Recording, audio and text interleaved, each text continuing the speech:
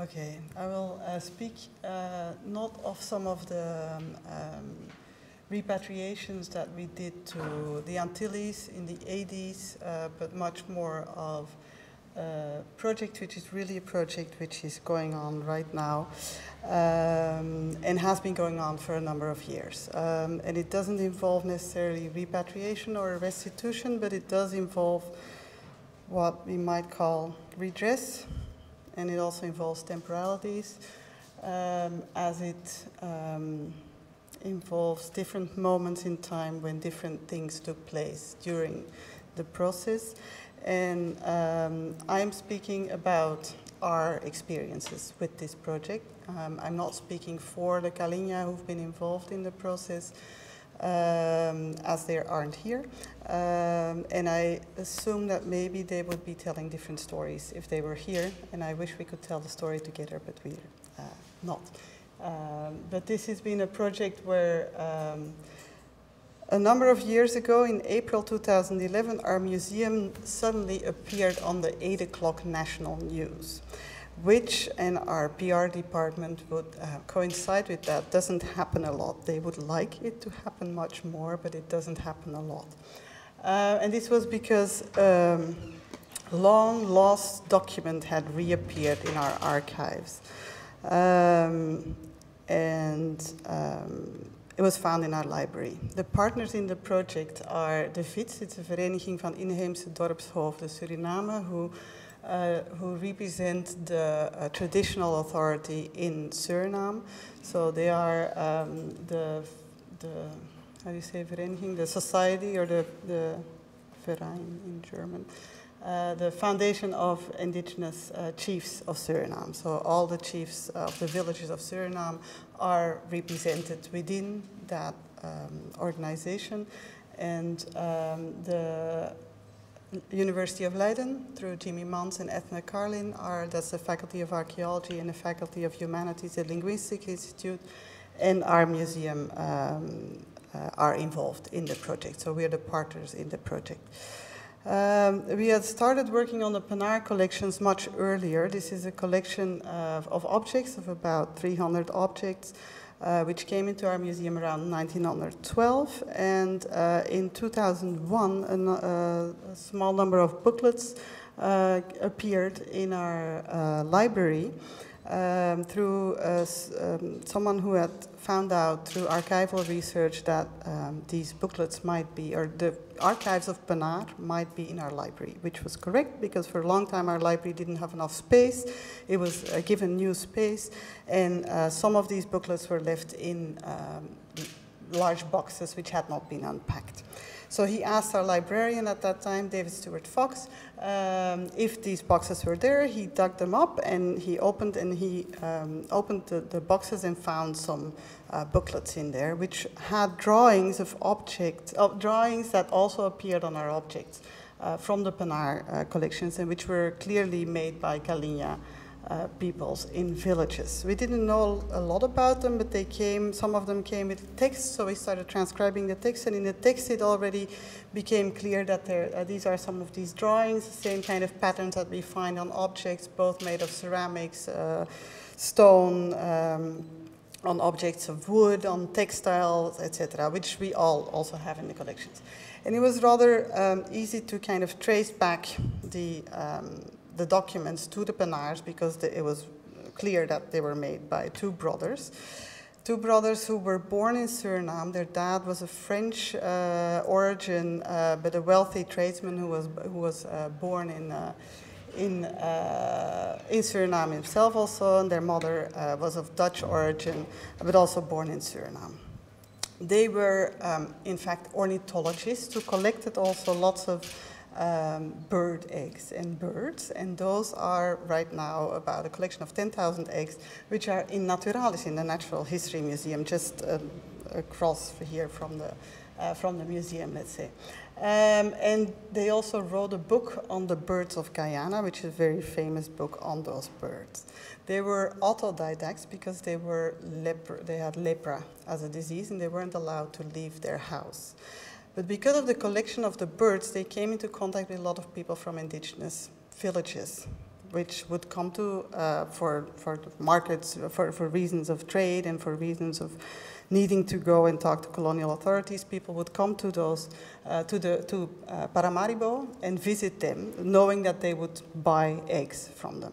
And they started getting into contact with them and talking to people, and started collecting stories and asking people to tell them about those stories. And they published some of the information that they received in a booklet which was called De Mensetende Aanbidders der Zonneslang, the cannibal adorers of the solar snake or the sun snake.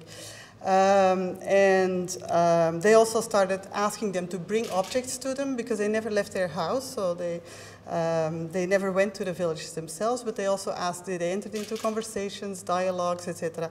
And they started collecting information, which was done by giving them little booklets and asking them to go to the villages, and people drop their dreams, their symbols, all kinds of things that they would want. So people started doing that, both women, but mainly also shamans.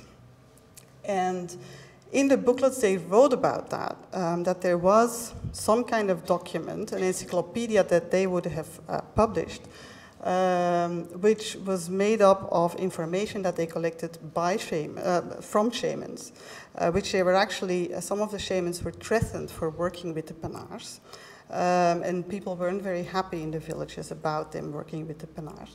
But they collected all that information and they wrote an encyclopedia that they sent to their brother who lives in the United States, because his parents sent him to the United States so that he wouldn't also catch lepra and also die from lepra.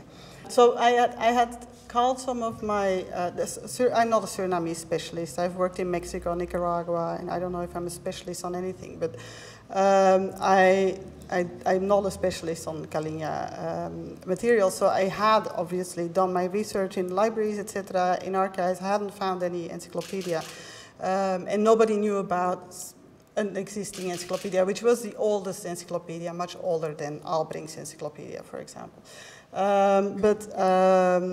Which is, Albrink is an encyclopedia done by a priest on Kalinya knowledges also. But then our librarian called me and said, Laura, I think, and so I'd been asking around, Laura, I think we found this document, and I think this is a document that you've been looking for. So we went there, we started looking into the document, and we found out that there was, all of it was shamanic information. And that's when we, this is Ethna and Jimmy, who I called because they've been doing a couple of projects with us, with other community members from Surinamese indigenous communities. And we kind of traced who were the people that had been working on the document. And we saw who were people that were being named in the document also. And we tried to find out if we could contact people who were relatives.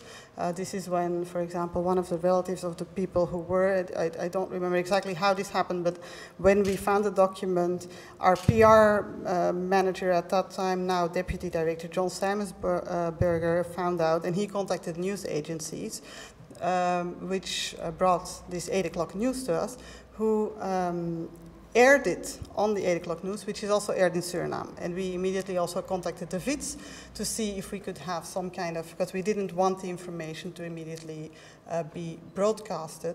Especially we weren't planning on putting much of the information online because it was shamanic information and we expected some secrecy and sacrecy issues to be important. What we did do is make transcriptions of the 7,000 lemmas, which ended up making into a 480-page document of the information, and we also went and took the information that we had collected to be bundled up, and we made sure that it was digitized, and we brought it kind of made a list of what were the topics that were being addressed, and we entered into, and we kind of compared that to what had been published by the Panars, if there was new information in this document or not, and there is, and we went to talk to the VITS in Suriname, and we did a public presentation on the finding of the document and how we would like to work with local experts to see what is in the document actually and what kind of issues are surround the document. This, one of the things that we agreed is that a delegation of indigenous representatives would come to Leiden and come look at the document and go through the document and talk to us what would be the best way to address the document, and especially also whether we would or would not open up information on the document. There was also a shaman who came. He did blessing ceremonies. There were some very important politicians also, who are the man who's standing here. He's the president of the WITS, but he's also part of the parliament of Bouterse. And so he's a member of parliament, and he brought along a lot of government officials. As you can see, for example, from the uniforms, they were all dressed by the government. It was Bouterse's government who put in a lot of money to bring the largest delegation ever of people towards Leiden. We drafted a memorandum of understanding between the museum and the university and the WITS. And we went and did a tour of all the villages that are mentioned in the document, and went to give information about the documents to the different villages and see if we could find local stakeholders who would be interested in talking to us and working with us in defining what is in the document.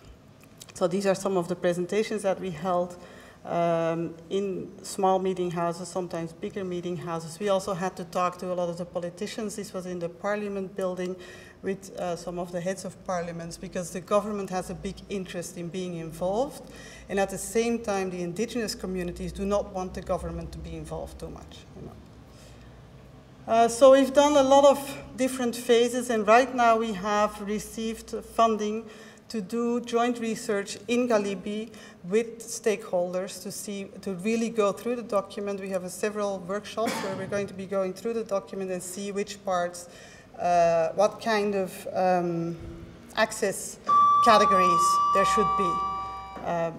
And so much of what I'm talking about is really deals with questions which were addressed by Linda Tuhiwai-Smith in her seminal book on decolonizing methodologies, arguing that the term research is linked to European imperialism and Western colonialism, and is probably one of the dirtiest words in the indigenous world's vocabulary, and trying to, I guess, undo some of those wrongs and make sure that we don't repeat histories of violence when we're doing research, and making sure that we're actually working along the lines of the Declaration of Indigenous Rights, where we talk about who are the primary guardians, who are the interpreters, who are the people who control the knowledges, etc.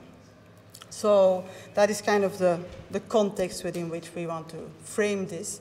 Whether this is going to be possible or not, with all the politics that are also involved, of governments wanting to control, wanting to also be involved, while indigenous peoples do not necessarily want them to be involved, of institutions which have their own ways of working, I guess. And right now, repatriation has not been of an issue, but it has appeared, for example, in some of the outings of some of the parliament members saying we're going to get back the document. And so we haven't received any claims yet or any questions over it, but there might be reasons to see how we can actually make a facsimile of the document right now already to be able to work with it.